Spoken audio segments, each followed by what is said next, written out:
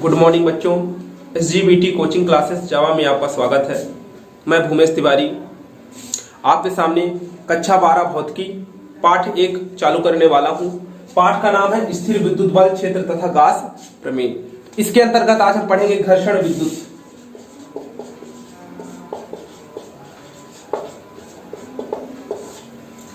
छठवीं शताब्दी की बात है। वैज्ञानिक थेल्स एक यूनानी वैज्ञानिक थे। इन्होंने एक पदार्थ की खोज की जिसे एम्बर कहा जाता है। एम्बर नामक एक पदार्थ की खोज की। यह एक ऐसा पदार्थ है, पीले रंग का पदार्थ है, पीले रंग का पदार्थ है, रजनी पदार्थ है। रजनी का मतलब होता है, आपने पेड़ में लिक्विड गोंद जैसे एक पदार्थ देखा होगा, सेम ये वैसे ही होता है। तो एम्बर एक पीले रंग का रजनी पदार्थ है जो बाल्टिक सागर के किनारे पाया जाता है। क्या होता है कि सागर के किनारे, समुद्र के किनारे पड़े पड़े या लिक्विड से इतना हार्ड हो जाता है, कठोर हो जाता है।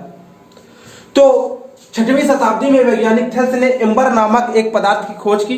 कैसा होता है? ये पीले रंग का रजनी पदार्थ है जो बाल्टिक सागर के किनारे पाया जाता है। इसके बाद 16वीं शताब्दी में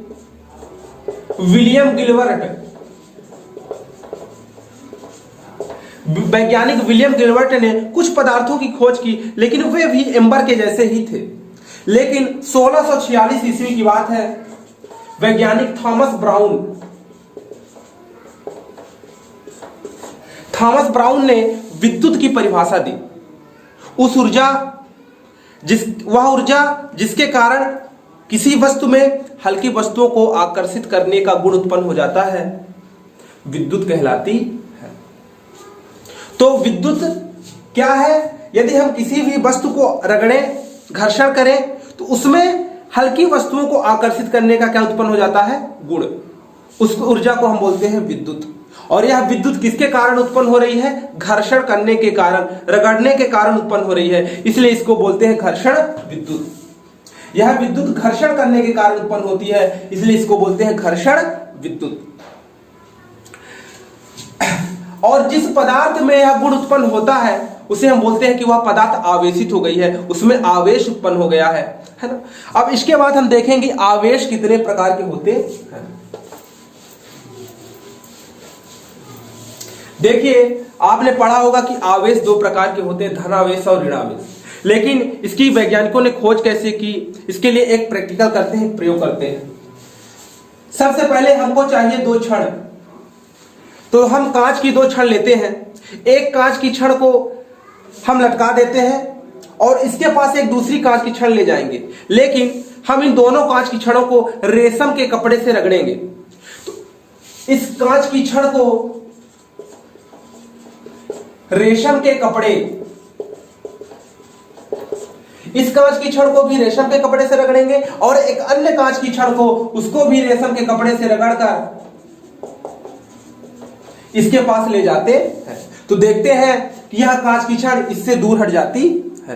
कहने का मतलब है कि जब हमारे पास दो कांच की छड़ है और दोनों को हम रेशम के कपड़े से रगड़ रहे हैं, तो आपको पता है कि दोनों में समान आवेश उत्पन्न होगा, क्योंकि दोनों को हम रेशम के कपड़े से रगड़ रहे हैं। और इस कांच की छड़ को जब इसके पास ले जाते हैं तो ये दूर हट जाती है। कहने का मतलब है कि समान आवेश एक दूसरे को प्रतिकर्षित करते हैं। इसके बाद एक और प्रैक्टिकल करते हैं। इस बार एबोनाइट की छड़ लेते हैं और एक और एबोनाइट की छड़ लेते हैं। इन दोनों एबोनाइट की छड़ों को हम चाहे ऊन के कपड़े से और चाहे बिल्ली के खाल से रगड़ें और देखते हैं कि इस एबोनाइट की छड़ को जब इस एबोनाइट की छड़ के पास ले जाते हैं तो ये एबोनाइट की छड़ इससे दूर हटने लगती है। तो जैसे ऊपर आपने देखा कि दोनों कांच की छड़ थी, दोनों को रेशम के कपड़े से रगड़ा तो दोनों में समान आवेश उत्पन्न हुआ। ऐसे ही दोनों एबोनाइट की छड़ है, दोनों को बिल्ली के खाल से रगड़ा तो दोनों में समान आवेश उत्पन्न होगा।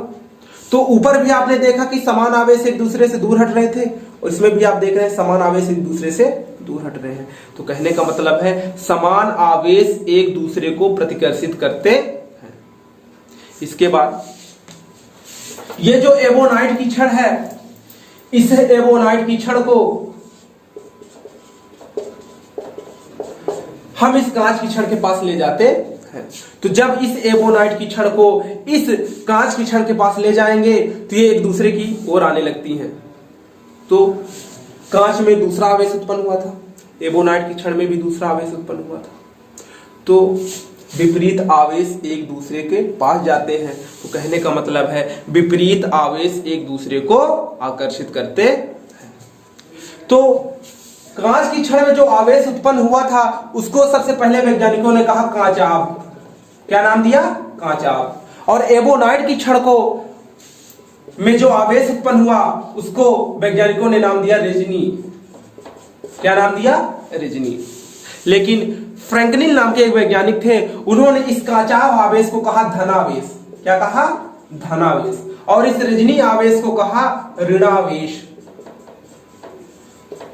तो यदि अब आपसे कोई डिफिनेशन पूछ ले, परिभाषा पूछ ले कि धनावेश बताइए, ऋणावेश क्या है, तो आप बताएंगे कि कांच की छड़ को रेशम के कपड़े से रगड़ने पर कांच की छड़ में जो आवेश उत्पन्न हो जाता है उसे धनावेश कहते हैं।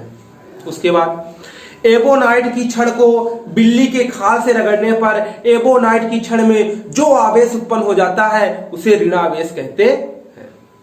ठीक है, इस तरह से आप आवेश, धनावेश और ऋणावेश की परिभाषा दे सकते हैं। आज ये आपका पहला टॉपिक था। इसके बाद धीरे धीरे आपके वीडियो आते रहेंगे। आप जो भी आपको समझ में चीज नहीं आती है आप कमेंट बॉक्स में हमें बताएं। कोई भी अगर आपको समस्या है तो कमेंट बॉक्स में आप उसको बता सकते हैं। ठीक है, चैनल को लाइक करें, सब्सक्राइब करें, शेयर करें और अधिक से अधिक बच्चों के पास ले जाएं, है ना, जिससे सभी बच्चों को ये इसका फायदा मिल सके। धन्यवाद।